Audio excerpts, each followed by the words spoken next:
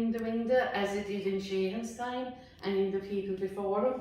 And here we are with our lovely stove, and we're lovely and toasty and warm here tonight with the turf fire glowing, so I suppose I'll give you this one. Woo!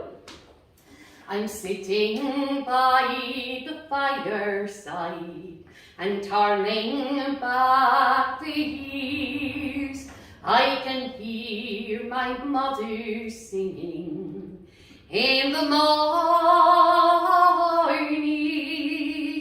as she scrubbed those shining faces and then packed us off to school. All too soon those days were over without warning. Sing me the songs of our gold and silver days, days filled with innocence and light, not a penny to our name, but we were happy just the same in our gold and silver days. In the parlour on a Friday night, my father took the floor. You could hear us join together in the chorus, singing just a song at twilight, or the moon behind the hill. All too soon those days were over, they're gone before us.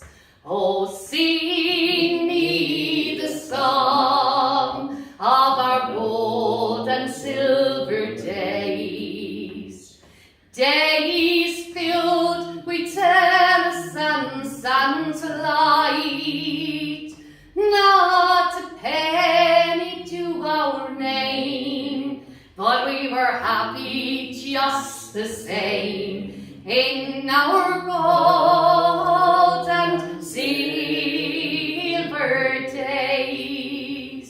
As we gathered in the daisy fields on Sunday after Mass, I can hear the songs, the music, and the laughter.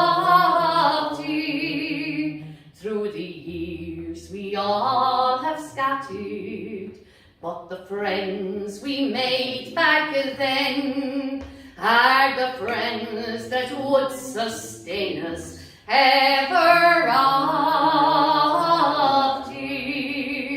Oh, sing me the songs of our gold and silver days, days filled with innocence and light, not a penny to our name, but we were happy just the same in our gold and silver days.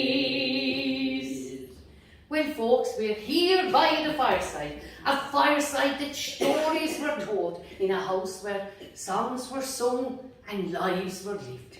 Well, I tell you about a woman now from around here. You see, there was this lady, Jackish now, Colin, you would hardly know her, but I'm sure up outside the country there was a woman like her as well. She was a thrifty woman out that knew how to get on.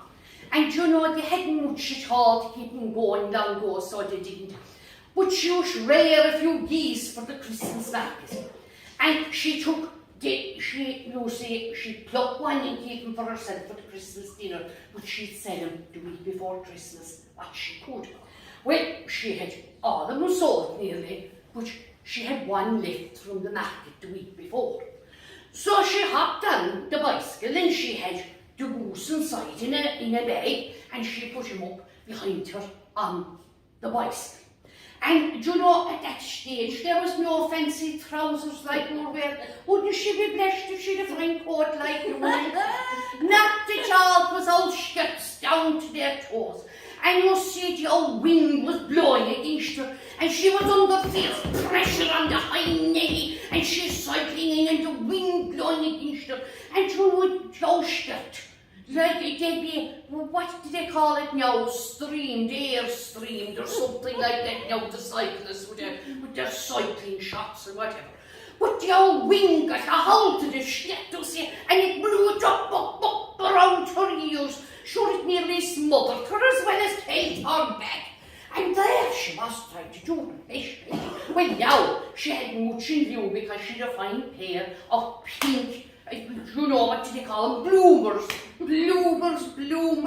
Marie, you got a pair of them herself last week. Fine and warm. Great job altogether, didn't you? Well, anyway, in the finish, the wind was too much, she couldn't keep going. So she'd abandon the bicycle in the squall and take shelter under the tree, herself and the old goose. Well, the next thing, didn't she see a bus coming? Well, she said, no, I won't be able to cycle into town. And out she goes on the road, and she stands up with the hand up. Should the bus said no, he had to stop for her.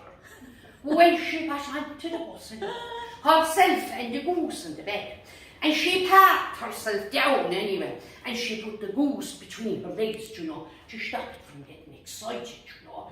And the goose was there, and she thought, but then she said to your man next to her, very weathery, isn't it? It is very weathery. He was like, we're right here now, he didn't say much in reply. But the goose started to peck, and it got, you see, just the head out. And when it started more room to peck on the old cart that was tying it. Once the goose got the head out, it got the neck out, and it started to loosen itself, and it got the full body out. Well, the goose made a bush for exit, and where should it go? Only down to the bottom of the bus. And where should the goose jam himself? Only under the back seat. And my poor woman now, she was kind of like myself. Built for comfort, not for speed. Down she had to go, and the awkward position she had to get under to get the goose out. And of course, do you know, when you'd be in that kind of an awkward position, do you know what would be the ideal position now for, do you know, for to break wind? Do you know, the old combustion, should it was it blew the valve. Well, she let off a hundred, she let off a volley of shots. Well, I'm telling you. And this old Yank was sitting in the back row, and he turned and he said, good on you, missus, good on you. If you can catch the bugger, shoot him. Oh my goodness, Francis, that was brilliant. Thank you so much. So Francis, as they used to say back in the day, once we finish a beautiful, warm story like that, we'll have to tell you a little bit of the traditions of the Shanachie. When the Shanachie came in from the howling winds, and the wind was roaring around the cottage, and they went and put their back to the fire, the only way they'd be allowed to stay there was to give a rip-roaring tale like that would keep the rest of the room warm. And we're all fine and warm now, aren't we? Brilliant! So now I'm going to turn things over to our Colin Urwin. He came all the way from Antrim. How long was the journey, Colin? Oh, if we probably had a common direct route, it would have been 5 hours, but we got lost a couple of times, so it took us about 6 hours. Thereabouts. But Colin, you know the road well now for your next visit, don't you? Very good. I'll not get lost again. Very good. And do you think that we'll be invited up north as well with stories like these? Oh, I would like to think so. Mighty. So Colin, what are you going to do to earn your place by the fire? Well, I'm going to tell you a wee story from up around my part of the world. Of course, if you go back far enough, anywhere in Ireland, the tradition was always the same. That the ploughing never started until the last of the spuds was gathered in and clamped. Well, that was usually the month of November. But of course, when all the spuds was in, then the ploughing would start, and they would get the colours on the old horses, and away they would go and start. They would plough in the stubble, and then they would get the barley sowed and the wheat sowed. And that ploughing went on all through November and December, January and February. And of course, then the first potatoes were always sown on St. Patrick's Day, 17th of March. Remember that, Nascent, right? Well, but anyway, that was the tradition in them days. But of course, I want to tell you about a miserable old brute of a farmer. Because that's the boy I'm going to tell you about. He didn't care for tradition. He didn't care for stories. He didn't care for song. He didn't care for superstition, religion, or anything else. All he cared about was money and the making of money. Every pound was a prisoner, and time was money. And so he worked from early morning to late at night. And come Christmas time, that was just the same as any other time of the year. He just worked on through it. You see, for all the other farmers in the countryside, Christmas was a great time because they got a few days off. And they would take a few days off to mark Christmas and mark a turning of the year. And that, of course, meant that their poor old horses would get 3 or 4 or 5 days off as well. Because that ploughing season was the hardest time of the year. It was the shortest days, the coldest. There was frost, snow, rain and wind. And the horses needed a wee bit of a break in that part of the year. Of course, when Christmas came, they were stabled up and they got the nice, fresh summer hay and a wee bag of oats, and they were able to rest up and fatten up for a few days for that long run into St. Patrick's Day and all the ploughing that they had to do. But this old boy that I'm telling you about, the miserable old farmer, he never took such a break. And of course, his poor old horses, they never got a break. And they were all harness sores with them big leather collars rubbing on their shoulders, and their ribs were sticking out of their hides for want of a bit of decent hay and a wee taste of oats. Well, that farmer worked on, and the thing about him was he had 2 big strapping lumps of sons. Not one of them lifted a finger. Not a finger to help their father. Not because they were lazy, but because their dad thought that there was nobody could do a job like him. He always had this old saying that he used to say all the time, which was, you want a job done right, you have to do it yourself. And so them 2 big young fellas lay about that farm and gallivanted around the countryside, never done a tap. And all the local farmers round about, they always used to say, when that old boy goes, them 2 young boys will be rich men, idle rich men.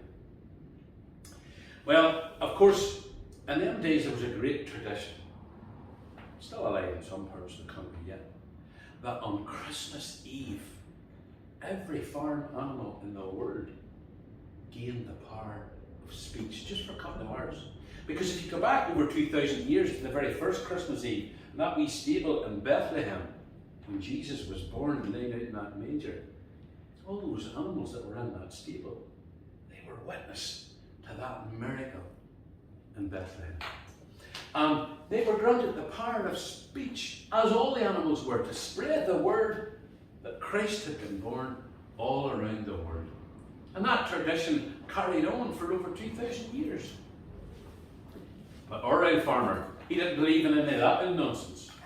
He worked on.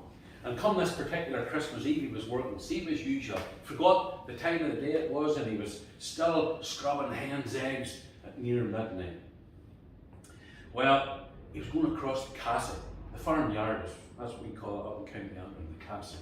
He was going across the castle towards the barn door, a hurricane lamp in his hand. Half running as usual to get a wee bit more work done before he would have to go to bed. But he stopped in his tracks, for he heard voices, strange voices. And he knew it wouldn't be one of the hired men. He knew it wouldn't be a man on the roads. For he knew that all them old folk, they would never be near a barn or a byre or a stable on Christmas Eve. Because everybody in Ireland wanted to eavesdrop on the animals to hear if they really did speak or not. But they were too faint to do so because they knew that terrible misfortune would befall them. And that's why the men on the road and the hired men would never be anywhere near a barn or a byre on Christmas Eve for fear they would accidentally hear something being said by the animals. So he crept forward to his farmer to a wee crack in the barn door and held up the hurricane lamp and he peered in. And he had the shock of his life. For there his 2 big draft horses were talking to one another. And the eldest horse says, you see that old bugger, he's going to work himself to death. And the young horse says, aye, and us with him. Oh, don't you worry about that, said the elder horse. Don't you worry about that. You mark my words. That old bugger will be dead and buried before the first day of spring. Do you think so? I know so, said the old horse. And then the fun will start. The fun? Said the young horse. What do you mean fun? He said, the fun will start then. He says, you see them two big young boys of his that never lift their finger?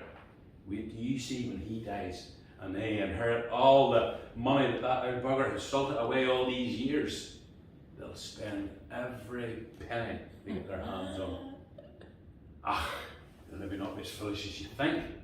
I'm telling you, he says, a tight gathering is a wide scattering. You cannot put a beggar on a horse and expect him not to ride to the devil. You'll see. Well, there was a whole lot more said between the two horses, but I'll cut the story short. You get the gist of the conversation. And that old farmer dropped that hurricane lamp down by his side and he walked into the house. And his wife was sitting at the fire, I guess, here, and she was darning a sock. And when she looked up and seen her husband and the colour of his face, it was the colour of that wall. What happened to you? She said, you look as if you've seen a ghost. Are you sickening for something? And she looked up at the clock and it was midnight. Are you sickening for something? You're finishing work this early? She said. He never even answered her. He went on in next to the room and he lay down in the bed. And that's where he stayed for 3 or 4 days, expecting to take his last breath at any second. But he never. He lived on. Well, he got up and he looked out over the half door on about the 3rd or the 4th day, and he could see that wee stretch. You know the way you see a wee stretch in 3 or 4 or 5 minutes every day after Christmas? That's what he could see. The next thing he heard a missel thrush singing up in the sycamore tree above the farmhouse. And that gave him the heart to get back up and get at it again. And the horses had had 3 or 4 or 5 or 6 days rest at this stage, and they were bravely mended up, and the sores had gone away on their shoulders. But he soon got them into the harness again and got back at the ploughing. And by the first week of January, he was at it full tilt again. All through January and February, he ploughed in the stubble, he sowed the barley and the wheat. And on St. Patrick's Day, he sowed an acre of potatoes. Well, that night, near midnight, he's going to cross the Cassie again with a big burra of steaming dung heading for the midden. And he got halfway across the yard, and he got a big pain in his chest. And he went down to his knees and he collapsed. Well, the doctor was sent for in the priest. But that old farmer, by dawn the next morning, was as stiff as a plank lying in his bed. And they buried him on the 20th day of March. And according to Old Moore's Almanac for that year, the first day of spring was the 21st of March. And that old horse, the prediction that old horse made, came true. He was buried before the first day of spring. Well, you see them 2 sons of his, they threw a wake for their father, the likes of which had never been seen. What a send-off they gave him. There was pipes, tobacco and whiskey punch, big joint, a roast ham, and there was boiled mutton, and there was bread and buttermilk, and everything that anybody would want to eat or drink. And all the local farmers said they'd never seen a wake like it, not in their lifetimes anyway. But you see, within 2 years, them 2 boys had spent every washer that little boy had salted away in his lifetime of scrimping and scraping and working in that wee farm.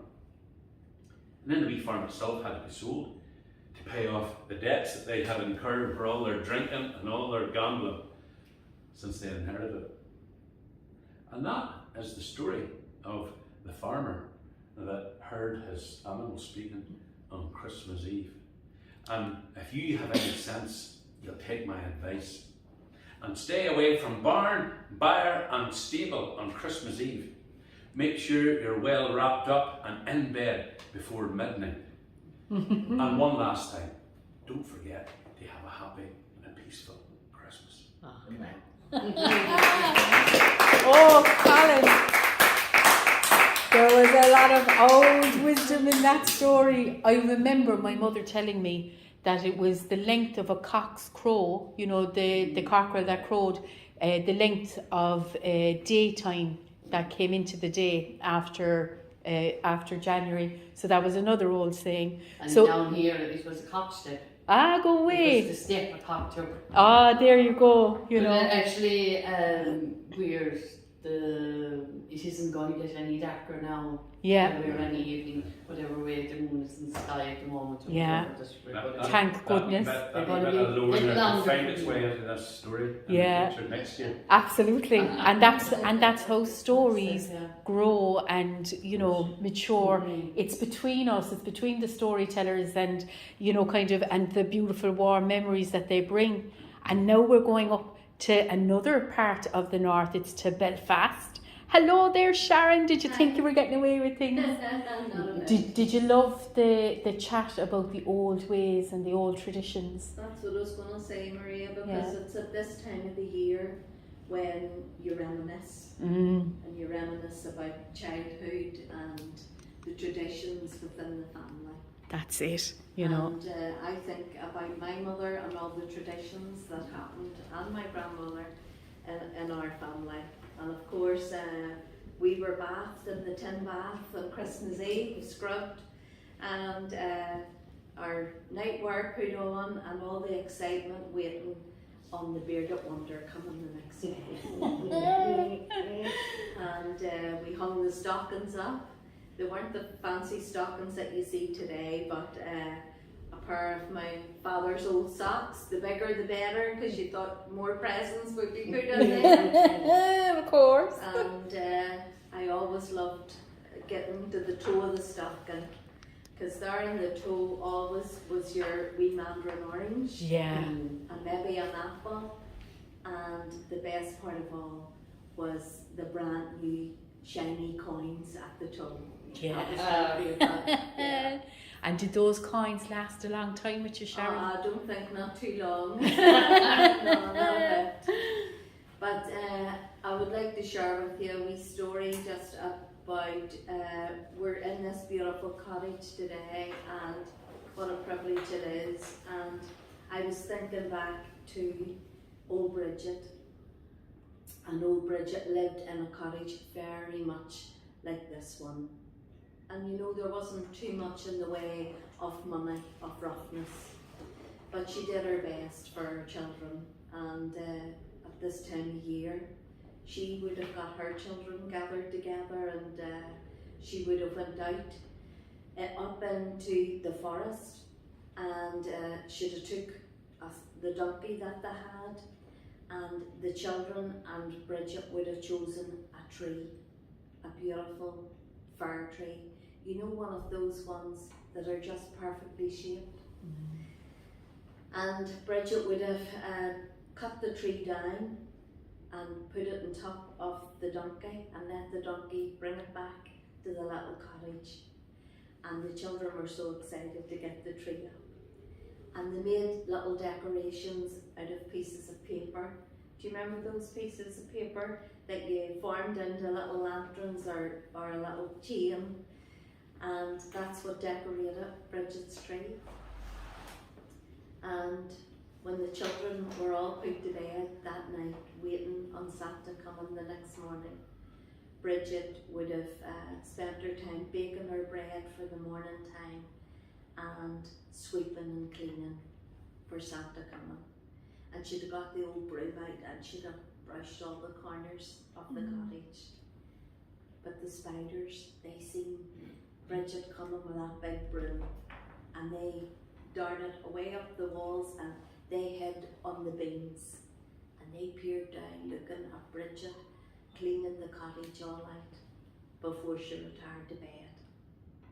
But when Bridget retired, the spiders would have crept back down the walls again, and they were mesmerised by Bridget's Christmas tree. And there they were, and they would have went up and down the tree looking at every branch with the decorations that the children had made. And as they did so, they left a little trail of their web. When Santa came, he looked at the tree, and it was covered in the web of the spiders. And you know those webs, they look like a fine piece of Irish lace. Ah. And when Santa looked into the tree, he thought it was so beautiful that he, and only he, could put the magic on the tree. And he sprinkled the magic dust all over the tree. And those webs, they glistened. And when Bridget and the children arose the next morning and came in, there was the tree, sparkling bright. And you know, that's how we end up today, using tinsel on our tree, for it's a reminder of the beautiful webs that the spider wove on Bridget's tree.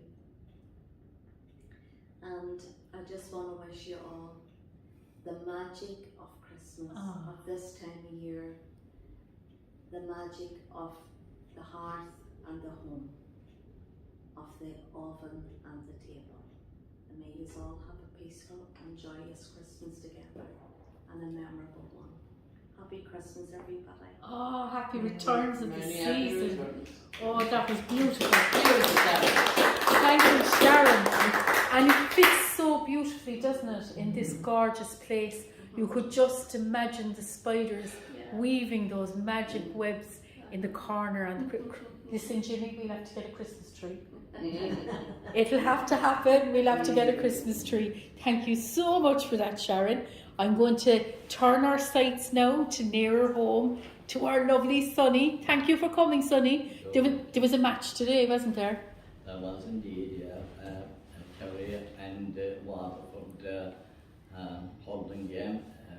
The Kerry lads won, saw that in the final now against Sharon County Cork against Coastal Rovers, and they'll beat William Coastal Rovers in the intermediate final. Oh, fantastic! So we'll be meeting again over the hurling match. That's it. That, of course, the football is predominant in Kerry, but there's a little area too around our Kerry that keeps the hurling tradition alive. I'm not sure of the answer to this question, even though I am, yes. Sonny. But I was wondering, do you know who has won the most doubles of hurling and football in the whole of Ireland? Which county? I'd say Cork would be up there with the most. You'd be right. And that's why you asked the question. That's why I asked the question, Sonny. I'm delighted with you, Sonny, because you saw through me. Very good. But also, Sonny, I've been hearing from our friends in St. John's over there in Canada how much they've been enjoying your stories and your songs, and how it reminds them of their own people. So there was a great emigration from this part of Ireland to St. John's, you know. Have you been enjoying telling the stories there? Yeah, well, sure.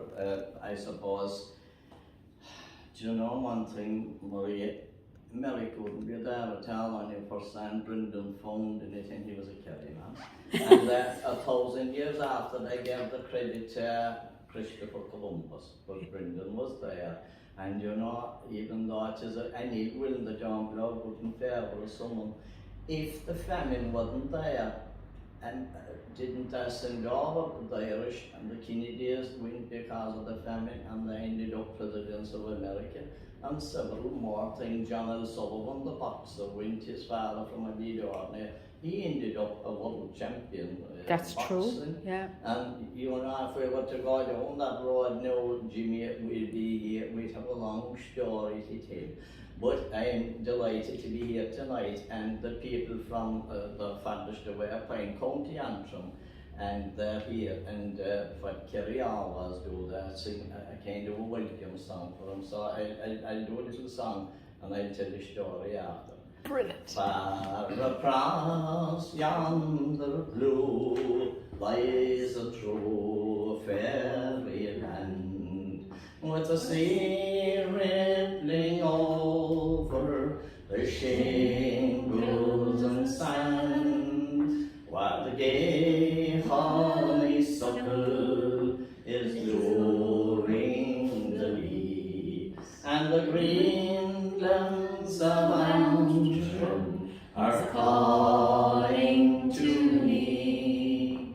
If only you knew light of the moon turns a blue Irish haze to a silver lagoon. You'd imagine a picture of heaven would be, while the green glens of Antrim are calling to me. Soon I hope to return to my own Persian doll. It's the one place for me that can outshine them all. While I know every spot, I recall every tree, while the green glens of Antrim are calling to me. If only you knew how the light of the moon turns a blue Irish hen to a silver lagoon, you'd imagine a picture of heaven would be, while the green glens of Antrim are calling to me. Last verse. It's alone my concern, but the grandest surprise would be shining at me out of somebody's eyes. It's my private affair, my dreams they would be, while the green glens of Antrim are calling to me. I'd be while the people are simple and kind, and among them the ones that's the most in my mind. And I pray that the world in peace there will be, and the green glens of Antrim are calling to me.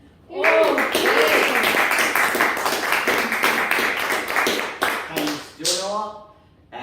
We're talking there about the edge of the house here where we are now.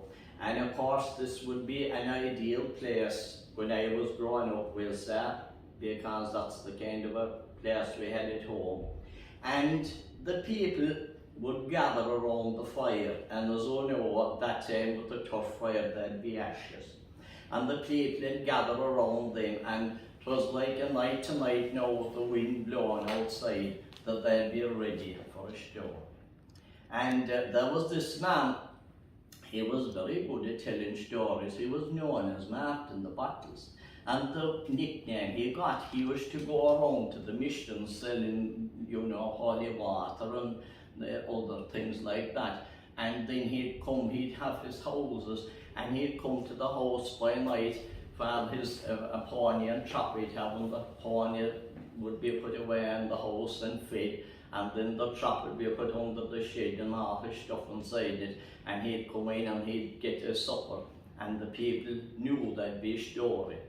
And you know, there'd be at that time around November, the nights would be getting short, and they used to always say that the good people might visit the house, but they would never, you know. So they asked Martin, did you ever hear a story? And he said, I did. You know, he said, I heard it all right. He said, it was fairly frightening, you know.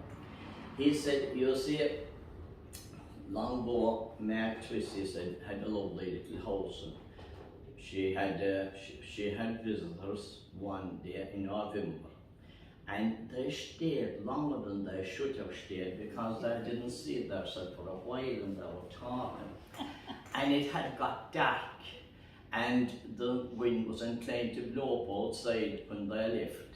And Meg, after the tea and everything that she was after drinking, they forgot, when she went up to the room, the bed was cold, and she had forgotten to put in her hot water bag, a little bottle she had.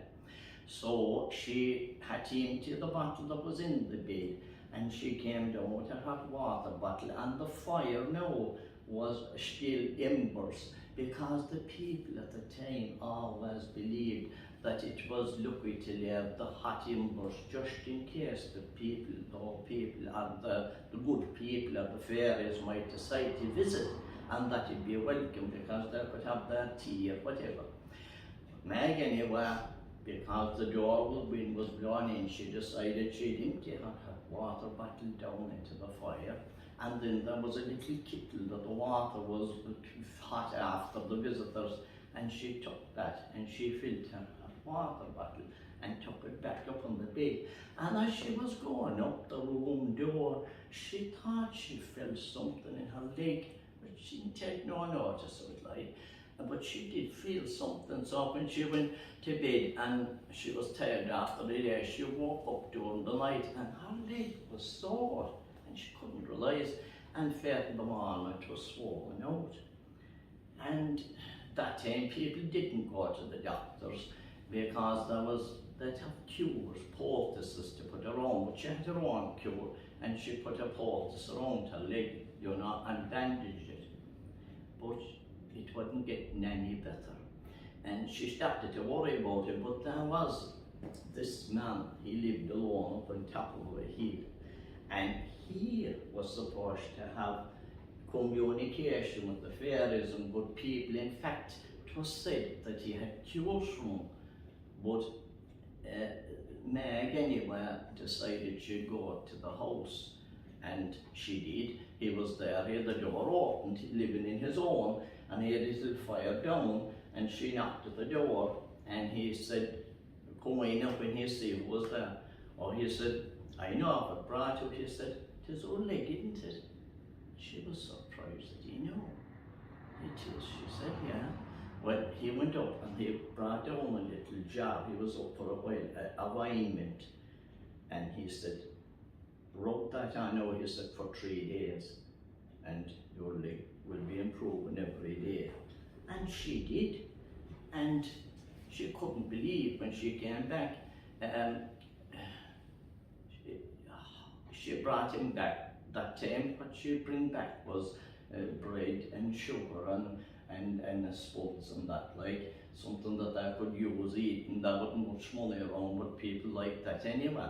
And she came back and she thanked him, and she said her leg was okay. And how did you know, she said, that I got a sore leg when I came to the first day? Ah, well, he said, that's a story now that you need to know, he said. You see, you had visitors, he said, that day, and I know, he said, that you had a lovely fire down. And when I was in touch with the good people, I said, we'll go to my actress's house tonight to have our tea. And we went, but he said, when the fire was after the embers and dashes were around, and it was hot and it was lovely, so they decided, because there was water boiling in the kettle, that they'd have their tea. But just as they had it poured out, he said, you came out of our bedroom with a hot water bottle, and it was cold water, and you threw it up on the ashes, and you threw it up on top of their tea and that. And then he said, you took their kettle that they were using for the hot water, and you filled the hot water bag and went back up on the room. And just as we were going up the door, the leader of the fairies was so annoyed that he cut one of the saucers and he threw it after him. And he said, the saucer bounced, he said, and a small piece came off and hit you on the leg. But when you go home now, he said, look under the press and you'll find the remainder of the saucer, and get the piece that came out of your leg, he said, and join it, and then that will complete the healing of our leg. But Martin was telling this story. I can assure you now that no one was going to touch water near the fire and put out the embers after what they were hearing. and Martin said, "'Tis an eye opener for you. Don't ever quench out the fire, let them burst for the good people, because you'll never know when they come."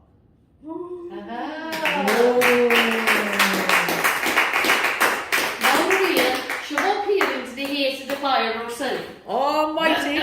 Well, then I will. Thank you very much for the invitation, you know.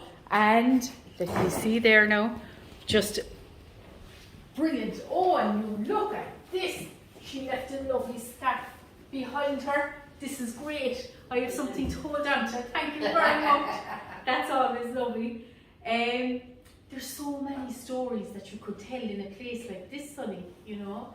And I was thinking that with the history and the beautiful place that we have around, that I'm going to tell a story that my mother, Annie Gillen, gave to me.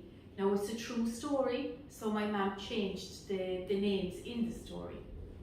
Long ago in Cork City, there was a time that they called the emergency. They said the whole world was at war. It was called World War II. In those days, Sharon, there was no oranges for the little stockings because nothing could be imported into the country. And of course, nothing could leave the country either. But in Cork City, at least there was great food being around the Golden Vale of Ireland. It was a little bit like that down here as well in Kerry. So then this woman, she came in from outside the outskirts of Cork City, and she found the women there to be clannish. You wouldn't believe that now, would you, Sonny? Well, maybe you Would might. not. Exactly. But she found them to be a little bit clannish, and they found her to have notions. They used to call her Madge of the Notions. That one, she had notions. And so they didn't really talk to one another. Times were hard, and the women used to depend on one another, and they were great for having friendships, you know. And I thought this was a little shawl that I'd be able to wrap around myself, because they used to all go around in the little shawls, and the women of the time were known as the shawlies. Time went on, and they were all looking to see would the little yellow envelope come through the door, because they were building beautiful new houses up on the hills of Cork, and they had a grand name on it. The name that they had on this place was Grana Bracher. So that was the love of the brotherhood, or the love of the monks. And everybody was hoping that they might get a little house to live up on that hill. And the houses would look very similar to this, except the fires used to be a little bit smaller.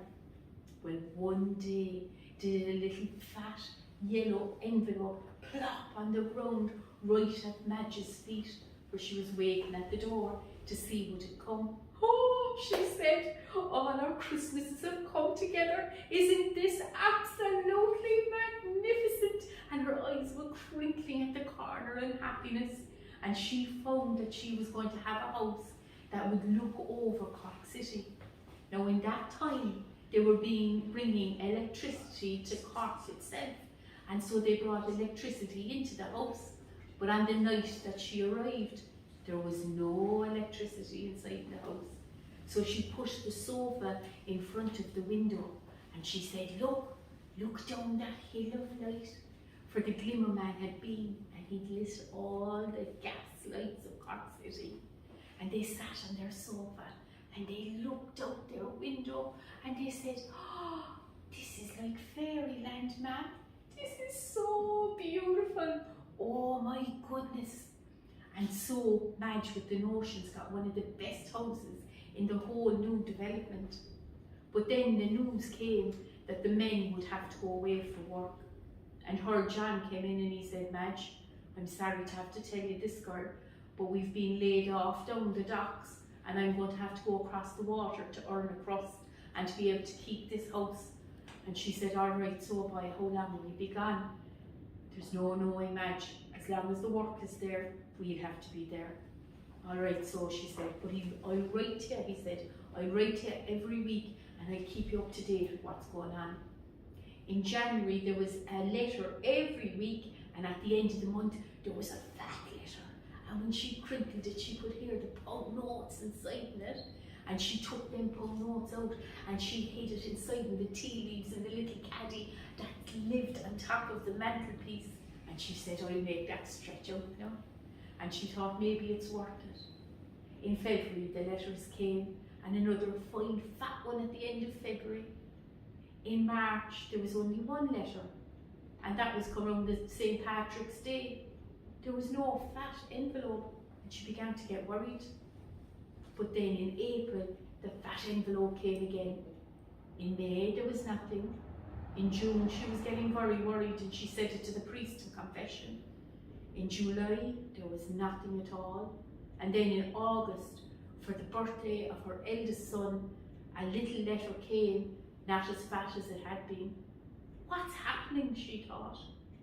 The months were going on, and Madge with the notions was beginning to look really sad, and the women were taking notice, and they wondered what was going on, but nobody had been friendly enough with her to find out what the reason was. It came to the end of November, the month of the dead, the month when you remember all those who have gone before you, and there was a knock on the door in the middle of the night, and she thought, who could that be? Only bad news comes at this time of the night. And she put her shawl around her and she went down the stairs, and her children in steps and stairs sat on them stairs and looked through the banisters. She opened the door. There was a policeman there. Oh my God, she said, and is John dead? Tell me now. And he said, I can't tell you. He said, you'll have to come with me.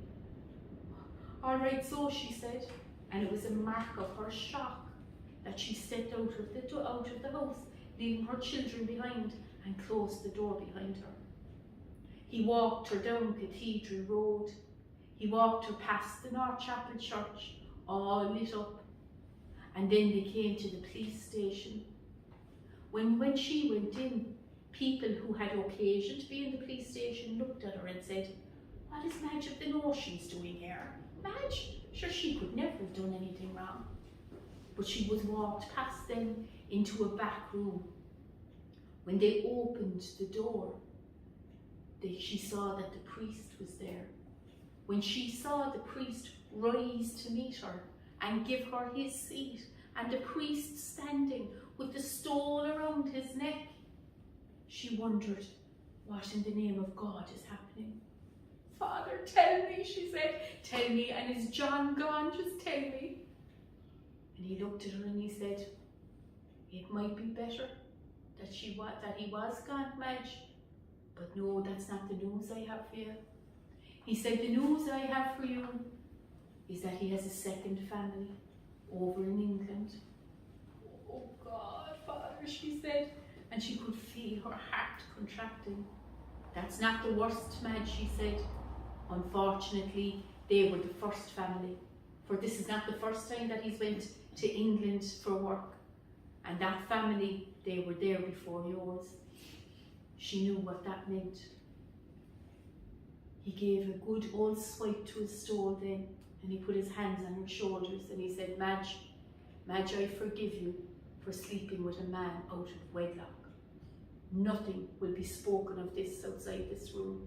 Don't worry about that, Madge, and he won't ever come and bother you here. You're a widow now, Madge, she said. For the time they were kind words, and she knew that full well, for he could have read her from the altar, or he could have let people know, and the priest did neither of those things. And in those times, that was a huge kindness. He told the policeman to walk her home, and Madge couldn't even feel her feet beneath her as she made that lonely journey home. Then he spoke to the women. He spoke to Mrs. O'Sullivan first, because she was head of all the hens. Mrs. O'Sullivan, he said, Madge is a widow, you'll have to mind her. And no one questioned the priest. Madge gathered the Shawley women. We're going to have to mind Madge, she's a widow now. She passed that news on. No one thought to question it further. The first person to arrive at Madge's door was Mrs. O'Sullivan. Oh, look, girl, I'm after making twice the amount of stew that I should have, and he'll be so annoyed with me. Will you take this off my hands? That was their way, you see, because they would never bring shame down on poverty.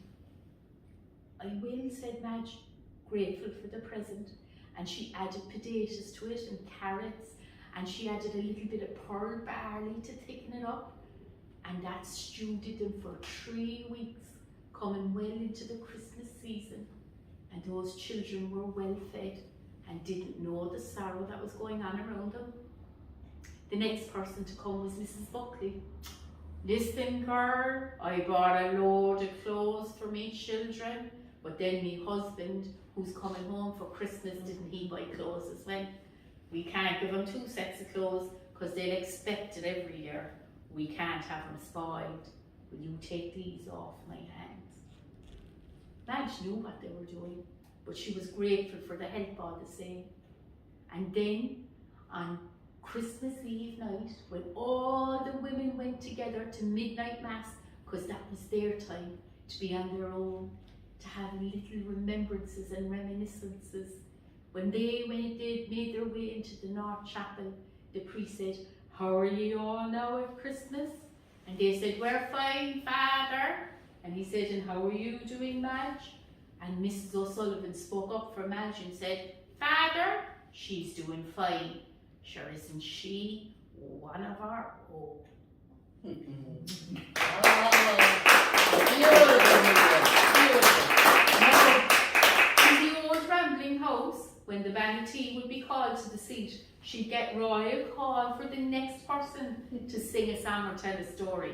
So I'm going to use my power and call Frances back to her seat. Come on, Frances! Oh, that was beautiful, Maria. Beautiful.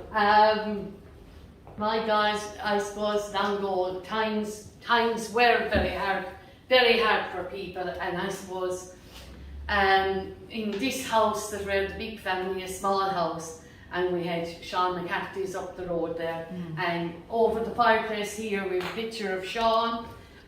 Sean was a great songwriter and storyteller, and he left this area here for Newig when he was 14 years of age, and he travelled, worked his way over to England, and Sean ended up in America, wasn't it, after, and all the McCarthy family started with very little and ended up great people and did very well in the world. So it's not what you have that makes it, it's what you make of what you have, and that is, and I suppose that's the spirit of Christmas as well.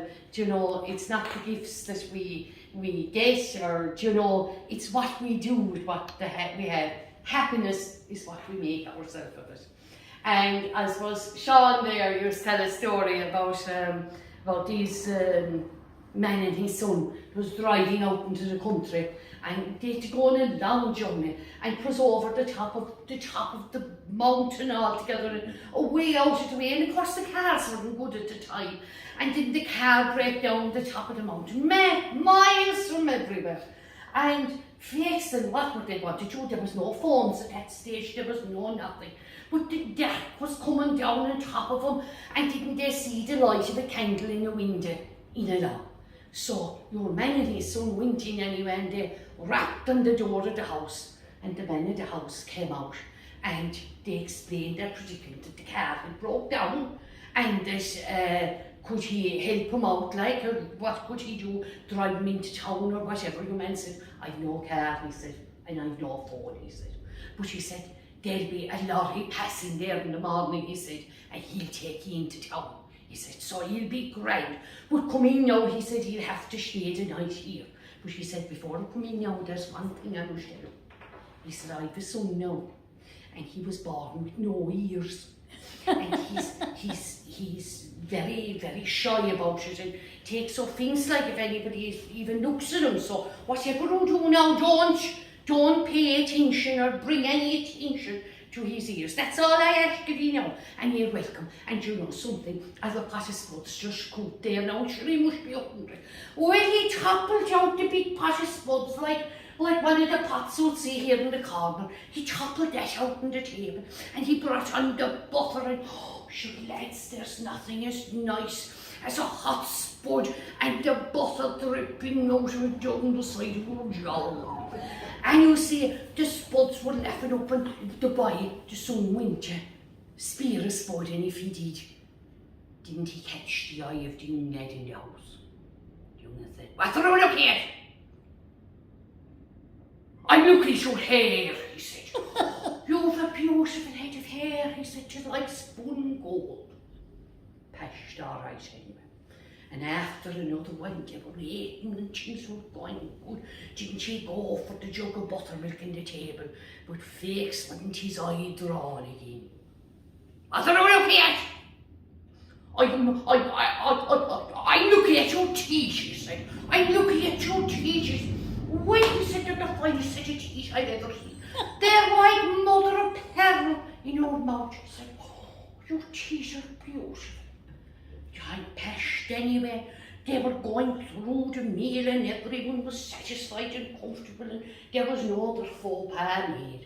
But whatever way, the young lad went kind of back in his chair when he caught again staring. The young man said, "What are you looking at?" I'm looking at your eyes," he said. "I'm looking at your eyes. They're like pools of mystery. But you know you'll be banjaxed if you've ever to get glasses because you'll know where to hang them on."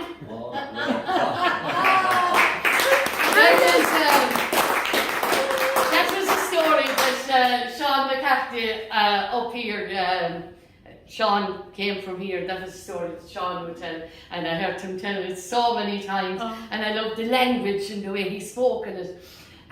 But Sean, when he was making his way, he worked his way down, and he said he was went through Shannagolden on his way, and he wrote that lovely song Shannagolden, he said, on a cement bag over in England after. You're joking. But it was so that he had worked in Shannagolden with farmers on his way. So I think it would be fitting in House and Fallowed maybe to sing Shannagolden. Oh, I think so too. Brilliant. Oh, the cold winds from the mountain are calling soft to me. The smell of scented heather brings bitter memories. The wild and lonely eagle up in the summer sky flies high o'er Shannagolden, where my young Willie lies. I met him in the winter time, the snow lay on the ground. The Irish hills were peaceful, and love was all around. Scarcely 21 years old, a young man and his bride. We were married, Dad and Willie, by the eve of Christmas time. Then came the call to Adam's love, the hills there were aflame. Down from the silent mountain, the Saxon stranger came.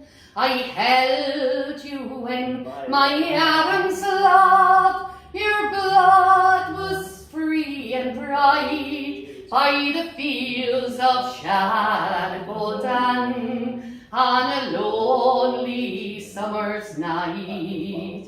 And you fought them, Dad and Willie, all through the summer days. I heard the rifles firing in the mountains far away. I held you in my Adam's love, your blood ran free and bright. And you died by Shannagolden on a lonely winter's night. Ah, but that was long ago, my love, our sun grows fine and tall. The hills they are at peace again, the Saxon strangers gone. There's roses on your grave, my love, there's an eagle in the sky, flying high your shadow down, where my young Willie lies. Flying high your shadow down, where my young Willie lies. Go home to. Oh, Jesus. Oh my goodness. I think we'll have to go up north again. So I'm going to ask Colin to get himself sorted out. Maybe we'll have an instrument. Colin, could I just ask you what song you're going to sing us? Well, if I was to ask you to tell me a Christmas story, or anyone here tell a Christmas story, you'd likely tell me about Mary and Joseph and a wee donkey ride to Bethlehem and the birth of baby Jesus.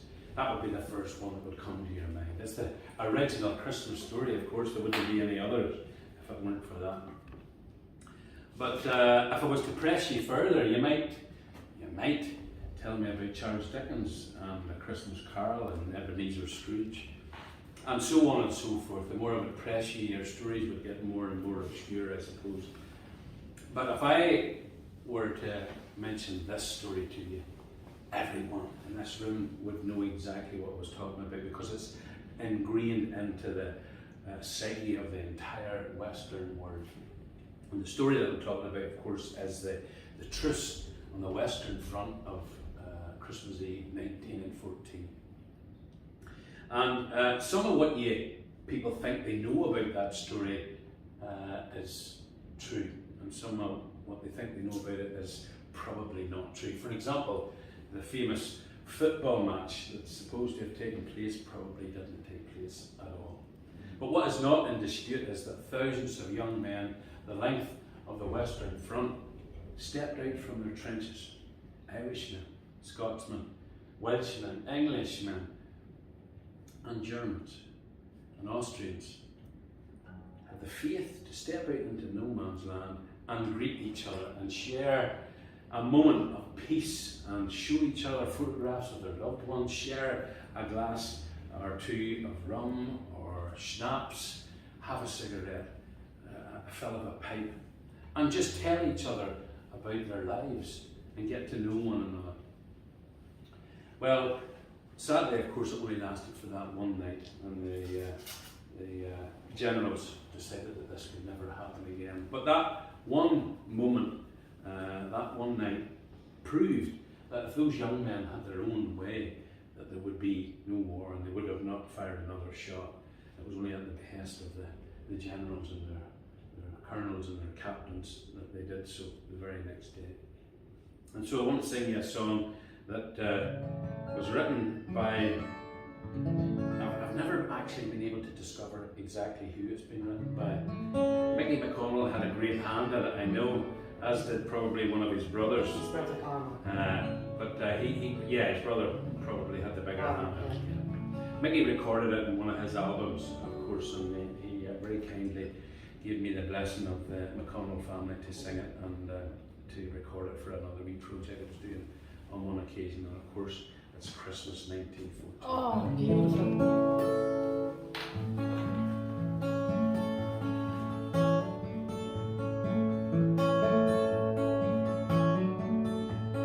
In the year 1914, on Christmas Day, on the Western Front, the guns all died away. Lying in the mud on bags of sand, we heard the Germans sing from no man's land. He had a tenor voice so clear and true, Words were strange, but every note we knew, soaring o'er the living, dead and down. Soldier song of peace from no man's land. Silent night, no cannons roar. King is born of peace forevermore. All's calm, all's bright, all brothers hand in hand. Soldier's song of peace from no man's land. They slowly left their trenches, we left ours. Beneath tin hats, the smiles bloomed like wildflowers. Photographs, cigarettes, and flasks of wine. We made a soldier's peace on that front line. Their singer was a lad of 21. Begged another song before the dawn. Sitting mid the carnage, death and fear, he sang again the song all long to hear. Silent night, no cannons roar. King is born of peace forevermore. All's calm, all's bright, all brothers hand in hand. Soldiers sang of peace from no man's land. In the morning all the guns roared in the rain. We killed them and they killed us again. Painted bomb and bullet, gas and flame. Neither them nor us at all to blame. There was heavy fighting all throughout the day. For one night's peace we bitterly did pay. That night they charged, we fought them hand to hand. I killed the lad, sang from no man's land. Silent night, no cannons roar. King is born of peace forevermore. All's calm, all's bright, all brothers hand in hand.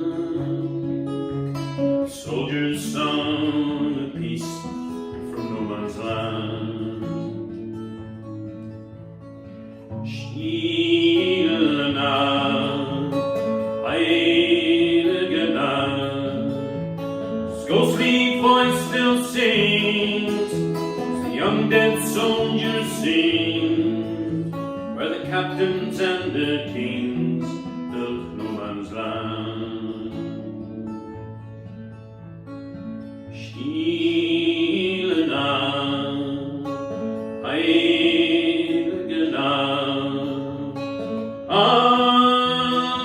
Alishlet, Einsamba, nu das Frautelhand, Eilige Paar, Allen Abend, Lockigen Haar, Schlacht den himmlische Ruhe.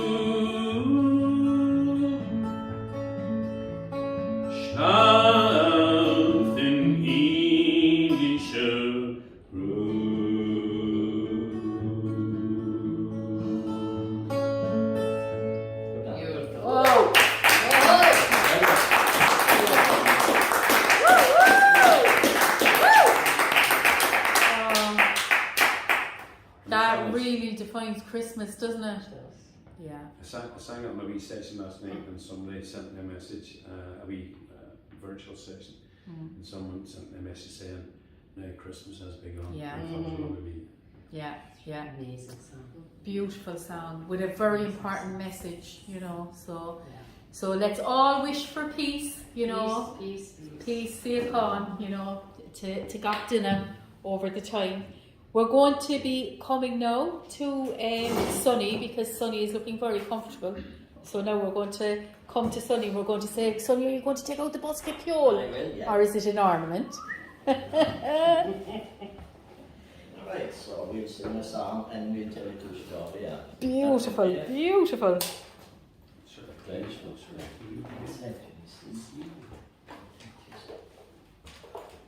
was about to say to you, see what's in. I just last night, I was going to say, are you getting that one?